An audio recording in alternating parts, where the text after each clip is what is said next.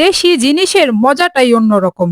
দেশি মুরগির মজাটা পোল্ট্রির মধ্যে খুঁজে পাওয়া যায় না। আজকে দেশি মুরগি রান্না করব, মানে ভুনা ভুনা করব মটরশুঁটি দিয়ে।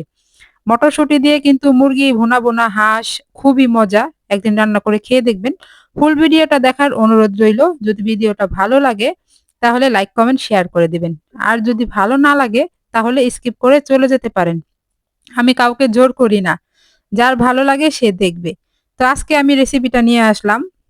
কম বেশি সবাই রান্না করতে পারি আমরা। তারপরেও একটু আপনাদের সাথে শেয়ার করলাম। মটরশুঁটি দিয়ে দেশি মুরগি।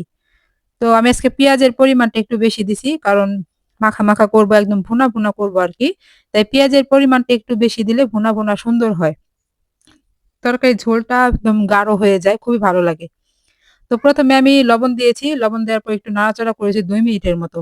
কারণ পেঁয়াজ লবণ দিয়ে ২ মিনিটের মতো নাড়াচাড়া করলে পেঁয়াজ কিন্তু দ্রুত গলে যায়।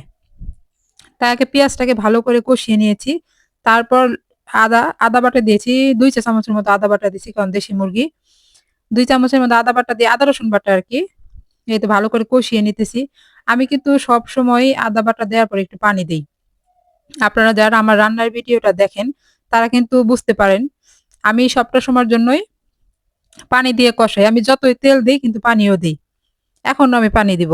কারণ পানি দিয়ে কষাইলে ওই যে মানুষ রান্না করার সময় দেখবেন, কেউ যদি রান্না করে আশেপাশের মানুষ কাশতে, কাশতে দম বের হয়ে যায় মসলার ঘ্রাণে। তার জন্য আমি আগে একটু পানি ব্যবহার করি। আমি নিজেও কাশবো না, কাউকে কাশাবোও না। আমরা চাই না আমাদের জন্য অন্য কেউ, আমাদের আশেপাশের কেউ কষ্ট পাক। তাই আমি আগে পানি ব্যবহার করি যেন মসলাটা খুব সুন্দর কষে যায়। আর একটু পানি দিলে কি হয়, মসলাটা কিন্তু ঘনও হয়। আর কড়াইর নিচে কিন্তু লেগেও যায় না। তাই আমি আগে পানি ব্যবহার করি। মসলাটা যখন কষাবেন তখন কিন্তু মটরশুঁটি দিবেন না ভুলেও। এখন কিন্তু মটরশুঁটি একদম দেয়া যাবে না। যখন আপনি মাংস কষাবেন তখনও কিন্তু মটরশুঁটি দেয়া যাবে না। যখন আপনার মাংসটা হয়ে যাবে, পানি দিবেন, তারপরে আপনার মটরশুঁটি মটরশুঁটিটা শেষে দেবা? ব্যবহার করতে পারবেন।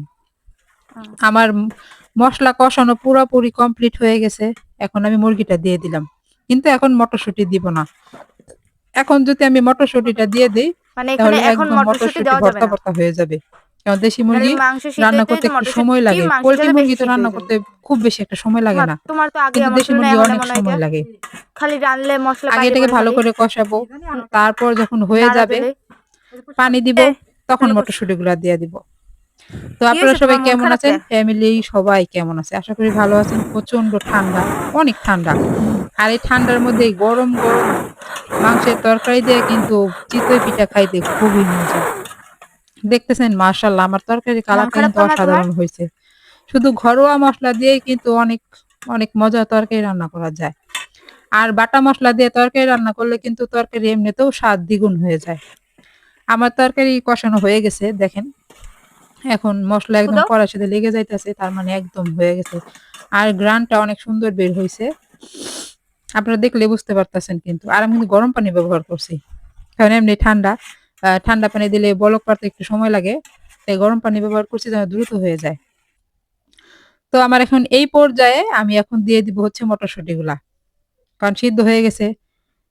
আর পানি দিয়েছি। এখন বলক আসলেই একটু ঘন হলে নামিয়ে নেব। এই তো হয়ে গেছে। একদম হালকা মাখা, মাখা ঝোল রাখছি। না হলে আবার খাওয়ার সময় তো একটু ঝোল লাগে আমাদের। আমরা বাঙালি, আমাদের যতই তরকারি দাও কিন্তু সাথে কিন্তু একটু ঝোল লাগবেই। দেখেন মাশাআল্লাহ হইছে না? সবাই ভালো থাকবেন, সুস্থ থাকবেন। এই দোয়া করি, এই কামনা করি। আল্লাহ হাফেজ।